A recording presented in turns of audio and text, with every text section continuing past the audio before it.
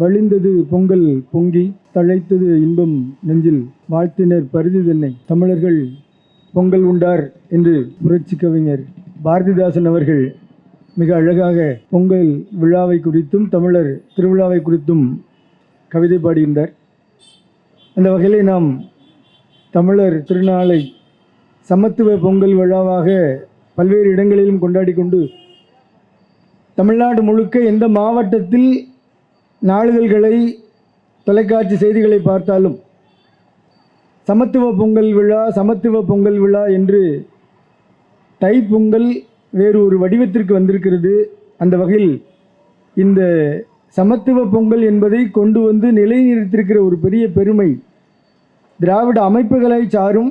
அந்த வகையில் அத்தனை திராவிட அமைப்புகளுக்கும் அடியனுடைய நெஞ்சார்ந்த நன்றிகளையும் பாராட்டுகளையும் தெரிவிக்கிறேன். சமீபத்தில் கீழடியில் இப்படி ஒரு நிகழ்வு நடந்தது. உலகத் தமிழர்கள் எல்லாம் ஒன்றிணைத்து அங்கே ஒற்றுமை பொங்கல் என்று ஒரு விழா நடந்தது. அடியனும் அந்த நிகழ்ச்சிக்கு சென்றிருந்தேன். தொடர்ந்து ஒவ்வொரு இடங்களிலும் மதுரை இப்படி பல்வேறு இடங்களில் மதுரையிலே மரியாதைக்குரிய துணை மேயர் அவர்கள், இன்றைக்கு பொறுப்பு மேயர் அவர்கள் ஒரு சமத்துவ பொங்கல் விழாவை அவருடைய வீட்டு வாசலில் நடத்தினார். அந்த நிகழ்வில் பேசும்போது தெரிவித்தேன், இதற்காக பொங்கல் மட்டும் இங்கே தமிழர் விழாவாக பெரிய அளவில் கொண்டாடப்பட வேண்டும் என்றால் பொங்கல் உணவு என்பது கொஞ்சம் சமையல் செய்வதிலே சுலபமானது. குழஞ்சி போனால் கூட சாப்பிட்றதுக்கு நல்லாயிருக்கும். அதை பார்த்துக்கிட்டே இருக்க வேண்டிய அவசியம் இல்லை. என்ன அதில் ஒரு சிரமம் அப்படின்னா அதை கிண்டிகிட்டே இருக்கணும், இல்லைன்னா பொங்கல் அடிப்பிடிச்சி போயிடும். அப்போ அடியேன்னு சொன்னது உண்டு, இந்த பொங்கலை கிண்டிகிட்டே இருக்கணும், அது ஒன்று தான் வேலை. ஆனால் தமிழ்நாட்டை பொறுத்த வரைக்கும் பிரச்சனை இல்லை. ஏதாவது ஒரு பிரச்சனை எடுத்து கிண்டி கொண்டே இருப்பதற்கு இங்கே கிண்டியிலே ஒரு வகையராக இருக்கிறது. அவர்கள் அதை செய்து கொண்டிருக்கிறார்கள். நமக்கு பொங்கல் சேஃபாக இருக்குது, அந்த வேலை நமக்கு இல்லை. யாரோ ஒருத்தர் ஒரு வேலையை செஞ்சால் சரி, அதாவது ஒரு உருப்படியான வேலையாக இருக்கும் என்று அங்கே பேசும்போது சொன்னோம். அந்த அடிப்படையில் நாளை தினம் சென்னையை நோக்கி ஒரு கூட்டத்தை திரட்ட இருக்கிறார்கள். வெறும் கூட்டமாக மட்டும்தான் அது வர இருக்கிறதா, வேறு அதை வைத்து என்ன கட்டமைக்க காத்திருக்கிறார்கள் என்பது என்னை பொறுத்த வரைக்கும் இறைவனுக்கு தான் தெரியும். ஏன்னா தேர்தலும் நெருங்கி கொண்டிருப்பதனாலே பல்வேறு சிந்தனைகள் ஒவ்வொருத்தருக்கும், அரசியல் கட்சிகள் எல்லாத்துக்கும். அந்த அடிப்படையில் ராவண கோட்டம் இன்றைக்கு துவக்க விழா, திருப்பணி துவக்க விழா. அப்படிப்பட்ட ஒரு திருவிழாவில் நாம் நின்று கொண்டிருக்கிறோம். இந்த இடத்துக்குள்ளே வரும்போது அங்கே பூமாலை கட்டி வைக்கக்கூடிய அன்பர் அந்த வாசல் முழுவதும் மாலைகளாக கட்டி தொங்க விட்டிருந்தார். அதை பார்க்கும் போதே மகிழ்ச்சியாக இருந்தது. திருப்பணி துவக்க விழா சிறப்பாக நடக்கிறது என்று நான் நினைத்துக்கொண்டேன். விழாவில் இருந்து கட்டலை, அது வர்த்தக நிறுவனமே கட்டி தொங்க விட்டிருந்தது. அந்த அடிப்படையில் உங்கள் முகங்களை எல்லாம் பார்க்கும்போது ஒரு மகிழ்ச்சி பூரிக்கிறது. ராவணனுக்கு இன்று ஒரு கோயில் எழும்புகிறது. அன்பர் பேசும்போது நிறைய பேர் அந்த கடப்பாறை குறித்தான செய்திகளை பரிமாறிக்கொண்டே இருக்கிறோம். தமிழ்நாடு முழுவதும் பேசு பொருளாயிடுச்சு. இதை பேச வச்சுட்டான்ல, எல்லாரும் யார் இதை பற்றியே பேசணும் அப்படிங்கிற மாதிரி கொண்டு வந்து வச்சுட்டான் பாருங்க. நான் பல இடத்துல சொல்கிறது உண்டு, அந்த நபர் தமிழ்நாட்டில் கொஞ்சம் பிரபலமாயிட்டார். இப்போ பிரபலமானவர்களை எப்போவுமே பேர் சொல்லி கூப்பிடக்கூடாது. அம்மையார் ஜெயலலிதா இருந்தாங்க, ஜேன்னு கூப்பிட்டோம். துக்களுக்கு ஆசிரியர் அவர் இருந்தார், சோன்னு கூப்பிட்டோம். அவர் இப்போ இவனை எப்படி கூப்பிடணும், சீன்தானே கூப்பிடணும். நீங்கள் ஏன் பேர் சொல்லி கூப்பிட்றீங்க? சீன் சொல்லுங்க. அவன் பேர் என்னமே சொல்லும்போது இன்னும் விளக்குமாருக்கு பட்டு குஞ்சுமா, அவன் பேர் இப்படி சொல்லணுமா? நீங்கள் நாமளே ஏன் அவனை பெருமைப்படுத்தணும்னு கேட்குறேன்னா, இல்லை இன்றைக்கு இல்லை, இவனுக்கு பதிலடி கொடுக்குற வேலையை தொலைக்காட்சியில் ஒரு விளம்பர நிறுவனம் செய்து கொண்டே இருக்கிறது. தினசரி நம்ம பார்க்குறோம். உங்கள் வீட்டில் இருக்கிற போட்டிக்குள்ள அந்த வீடியோ போட்டு பாருங்கள், டிவி போடுங்க, ஒவ்வொரு சேனல்லையும் இந்த விளம்பரம் வருது. வீட்டுக்குள்ளே என்ன விளம்பரம்? ஒரு மேஸ்திரி உட்காந்துருக்கிறார், வேலை செய்கிற ஒருத்தர் கடப்பாறையை டைல்ஸ் மேலே இழுத்துட்டு போகிறார். மேஸ்திரி அங்கேருந்து சொல்கிறார், அப்பா பார்த்துன்றார். அந்த கடப்பாறையை இழுத்துட்டு போகிறவர் சொல்கிறாரு, சார் டைல்ஸ் ஒன்றும் அவ்வளோ சார். இவர் சொல்கிறாரு, நான் கடப்பாறையை சொன்னேன்றார். இவர் கடப்பாறையை திருப்பி பார்க்குறாரு, ஆமாம் சார் டைல்ஸு ஸ்ட்ராங்கு, கடப்பாறை வீக்குனாரு. தமிழ்நாட்டில் கட்டமைப்பு ஸ்ட்ராங்காக இருக்கிறது. எவ்வளவு பெரிய கடப்பாறையை கொண்டு வந்தாலும் அது வீக்கு தான். எவ்வளவோ பாறைகள்லாம் வந்து பார்த்துருச்சு. நீங்கள் இன்னும் புறம்போக்கு கொண்டு வந்து இங்கே பாறையை காட்டுறதுடா, பாறை ஏற்றிக்கிட்டு வர்றாங்க. இங்கே எவ்வளவோ பாறைகளை பார்த்து விட்டு நிற்கிறோம். தந்தை பெரியார் முன்னாடி கொண்டு போய் இப்போ சொன்னது உண்டு. சமீபத்தில் இந்த பிறந்தநாள் விழா கொண்டாடப்போ தந்தை பெரியார் பிறந்தநாள் விழா 147 அப்படின்னு சொன்னாங்க. இது 147 இப்படி சொல்ல முடியாதுங்க, அது எப்படி சொல்லணும்? தந்தை பெரியார் பிறந்தநாள் 147, வெறும் 47 இல்லை 147 சொல், அப்போதான் புரியும் அது. அன்பர் கேட்டார், என்ன சாமியார் நீங்கள் போய் கருப்பு சட்டை தீக்காரங்களோடு நிற்கிறீங்க, திராவிட கொள்கை அவங்களோட போய் நிற்கிறீங்க. நாங்கள் இல்லை, எங்களுக்கு வழிகாட்டியவர் திரு குன்றக்குடி அடிகளார் அவர்கள் நான் இந்த மேடையில் பதிவு செய்ய கடமைப்பட்டிருக்கேன். அவருடைய 100ஆண்டு விழா நிறைவு இந்த ஆண்டு. திருச்சிராப்பள்ளியில் தந்தை பெரியார் அவர்களும் குன்றக்குடி அடிகளார் அவர்களும் ஒரே மேடையில் அமர்ந்திருக்கிறார்கள். தந்தை பெரியார் அவர்கள் ஒரு செய்தியை சொல்கிறார்கள். குன்றக்குடி அடிகளார் மகா சன்னிதானம், அவர் ஒரு மடத்தினுடைய பீடாதிபதி, அவரும் கடவுள் மறுப்பு கொள்கை கொண்ட நானும் ஒரு இடத்துல எப்படி நிற்க முடியும்? நீங்கள்லாம் என்ன நினச்சிப்பீங்க? இவங்களுக்குள்ள ஏதோ காம்ப்ரமைஸ் போல், ஏதோ கொடுக்கல் வாங்கல் இருக்குது போல இருக்குன்னு நினச்சிப்பீங்க. அது இல்லை. ஒரு செய்தியை சொல்கிறேன்னு கேளுங்கன்னு தந்தை பெரியார் அவர்கள் பதிவு செய்கிறார். என்ன செய்தி? சர்க்கஸில் பார்த்துருப்பீங்க, சிங்கம், புலி, ஆட்டுக்குட்டி எல்லாம் ஒன்றா விளையாடிட்டு இருக்கு. எதுக்கு விளையாடுது? அதற்கு வேறு ஏதாவது கற்பிக்கப்பட்டிருக்கிறது இல்லை. அந்த சர்க்கஸில் அதுக்கு பயிற்சி கொடுக்குற ஒருத்தர் நிற்கிறார்ல, அவர் கையில் ஒரு சாட்டை இருக்குது. அந்த சாட்டைக்கு பயந்து சிங்கமும் புலியும் ஆடும் ஒன்று போல் நிற்குது ஒரே இடத்துல. நாங்களும் ஒரு சாட்டைக்கு பயந்து தான் ஒரே மேடையில் இருக்கிறோம். அந்த சாட்டை மக்கள் நலன், மக்கள் வளர்ச்சி என்கின்ற ஒரு சாட்டைக்கு பயந்து நாங்கள் இங்கே நிற்கிறோம். பெரும்பான்மை ஒரு சமூகம், இன்னொரு பக்கத்தில் அதிகார வர்க்கம்னு ஒன்று, இன்னொரு பக்கத்தில் எல்லா விதமான பெரிய பெரிய பதவிகள்லாம் நாங்கள் தான் போய் உட்காருவோன்னு ஒட்டுமொத்த குத்தகை. அது நீதிபதியாக இருக்கட்டும், இல்லை பெரிய பெரிய பதவிகளாக இருக்கட்டும், இதெல்லாம் ஒருத்தர் போய் உட்காந்துடுறாங்க. குறிப்பிட்ட ஒரு சமூகம் போய் அங்கே உட்காந்துக்கிட்டு இருக்கு. இதை தகர்க்க வேண்டுமானால் தந்தை பெரியார் அவருடைய சிந்தனைகளும், நம்முடைய மரியாதைக்குரிய டாக்டர் அம்பேத்கர் அவருடைய சிந்தனைகளும், குன்றக்குடி அடிகளார் அவருடைய சிந்தனைகளும் ஒரு சேர வேண்டும். அது இந்த மேடையில் சேர்ந்திருக்கிறது. உள்ளபடியே நான் மனமாற வாழ்த்துகிறேன், பாராட்டுகிறேன். நாளை தினம் பாரதிய ஜனதா இங்கே ஒரு கூட்டத்தை கூட்ட இருக்கிறார்கள். நான் அவர்களுக்கு பணிவோடு ஒரு கோரிக்கை வைக்கிறேன். எல்லா கட்சியிலையும் பல்வேறு பிரிவுகளுக்கு அமைப்புகள் இருக்குது. வழக்கறிஞர் அமைப்பு, ஊடகம் பிரிவு, இப்படி பல்வேறு விவசாய பிரிவுகள் இப்படி இருக்குது.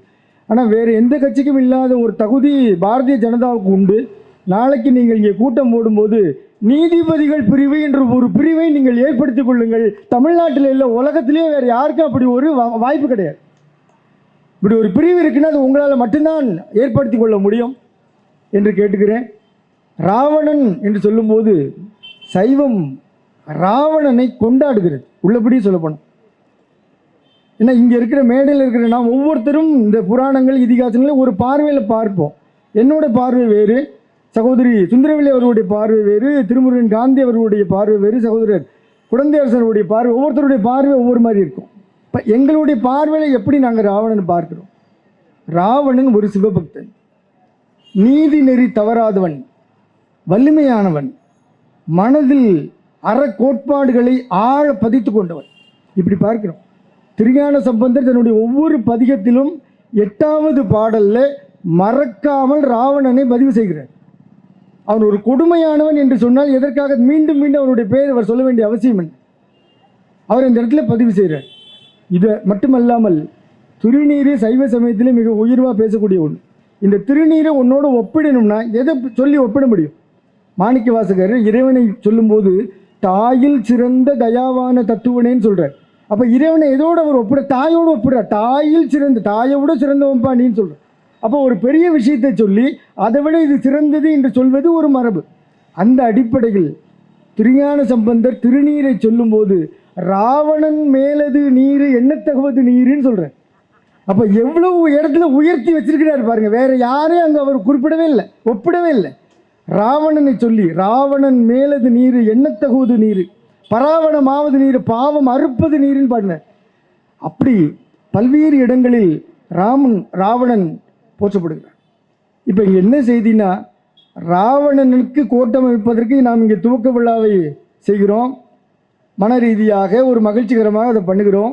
இந்த செய்தி உள்ளபடியே ராமன் என்று ஒருவன் இருந்தால் இந்த வினாடியில் ராமன் மகிழ்ச்சி அடைவான் என்று நான் நினைக்கிறேன். ஏன்னா அவருக்கு தான் தெரியும் ராவணன் எவ்வளவு வலிமையானவன்ட்டு. நினச்சி பாருங்க, மனைவியே ஒருத்தர் தூக்கிட்டு போயாச்சு, மாத கணக்கு வருடக்கணக்காக ஒருத்தன் காவடி எடுக்கிறான், மனைவியை தூக்க கண்டுபிடிக்க முடியாமன்னா எவ்வளவு பாடுபட்டு, ஒவ்வொரு வினாடியும் அவன் எவ்வளவு வலி அனுபவிச்சிருப்பான். அப்போ தெரிஞ்சிருக்கும் அவனுக்கு. அப்போ ராவணன் என்பவனை நம்முடைய தமிழகத்தினுடைய தமிழர்களுடைய ஒரு அடையாளமாக நாம் பார்க்கிறோம். ஒரு 2 நாளுக்கு முன்னம் சமூக வலைதளங்கள் பார்க்குறேன், சகோதரர் திருமுருகன் காந்தி அவர்களுக்கு அந்த சிரி டிவின்னு ஒரு டிவி இருக்குது, அது அவ்வளோ விளம்பரம் பண்ணியிருக்காங்க. யூடியூப்பில் வீடியோவில் அவரை பற்றி அவ்வளோ பெருமையாக பேசி, நம்ம கூட ஒரு பேர் தான் சொல்கிறோம், அவங்க நிறைய பேர் சொல்லியிருக்காங்க.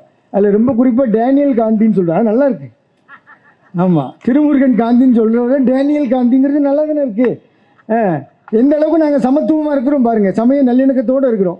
எனக்கும் பேர் சொல்லுவாங்க சில இடத்துல, திருவடிக்குடியில் சாமி வாப்பா. ஏன்னா இஸ்லாமியர் கூட நிறைய நிகழ்ச்சிக்கு போயிட்டு இருக்கிறேன், இது எனக்கு பெருமையான விஷயம் தானே. இதில் என்ன இருக்குது பாருங்கள், நம்ம பழனி பாபான்னு சொல்கிறவர்கள், அவருடைய திருநாமம் சொல்லும் போது பழனி பாபா அவர்கள்னு சொல்கிறோம். அப்போ இந்த பேர் பழனி சொல்லும்போது இந்து சகோதரர்கள் எவ்வளோ மகிழ்ச்சி அடைகிறாங்க அந்த பேரை பார்க்கும்போது, தெரியுமா? இப்போ நீங்கள் எவ்வளவு உதாசீனப்படுத்தணும்னு நினைக்கிறீங்களோ, எவ்வளவு மட்டம் தட்டுன்னு நினைக்கிறீங்களோ, அந்த அளவுக்கு சமூக கட்டமைப்பு உயர்ந்து கொண்டிருக்கு. அந்த வகையில் மயக்கம் என்கின்ற ஒரு விஷயத்தை இங்கே மேடையில் பலமுறை அன்பர்கள் சொல்லி காட்டினார்கள். அறிஞர் அண்ணா அவருடைய பெயரை சொல். அந்த இடத்துல பெரிய புராணத்தில் தெய்வ சேக்கிழார் காஞ்சிபுரத்தை குறித்து சொல்லும்போது, காஞ்சிபுரத்தில் இருக்கிற அந்த காமகோட்டம் என்கின்ற காமாட்சி அம்மன் கோவில் என்பது இன்றைக்கு காமாட்சி அம்மன் கோயிலாக இருந்தாலும் அது காமாட்சி அம்மன் கோயில் அல்ல. இதற்கு முன் பல்வேறு கோயிலாக சொல்லப்போனால் சமணம், பௌத்தம் உள்ளிட்ட பல்வேறு கோயில்களுடைய ஒரு அடையாளமாக, வழிபாட்டு தலமாக அது இருந்திருக்கிறது என்பதற்கான அடையாளங்கள் நிறைய இருக்கிறது. இந்த நிகழ்ச்சியை கொண்டு வந்து அசோக் பில்லரில் போட்டுக்கிறதுக்கு காரணம், அசோக் பில்லர்னு சொல்லும் போதே அங்கே ஒரு சமத்துவம் வருது, சாமானியர்களுக்கான ஒரு உரிமை என்பது அந்த இடத்துல பேசப்படுது. அதே மாதிரி காஞ்சிபுரத்தில் ஒரு பில்லர் இருக்குது, இன்னைக்கு ஜெயஸ்தம்பம் அப்படின்னு சொல்லிட்டு இருக்காங்க. அந்த ஜெயஸ்தம்பம் என்று சொல்லக்கூடிய அந்த தூண் இருக்கு பாருங்க, அதில் 4 பக்கமும் இன்னைக்கு நந்தி சிற்பங்களை போட்டு அதை வடிவமைச்சு வச்சிருக்கிறாங்க. அந்த தூணை காட்டி இது ஜெயஸ்தம்பமோ அல்லது காமாட்சி அம்மனோடு தொடர்புடையது அல்ல, அது பௌத்தர்களுடையது, சமணர்களுடையது என்று சொல்லும் மிகப்பெரிய ஒரு ஆய்வு இருக்கு.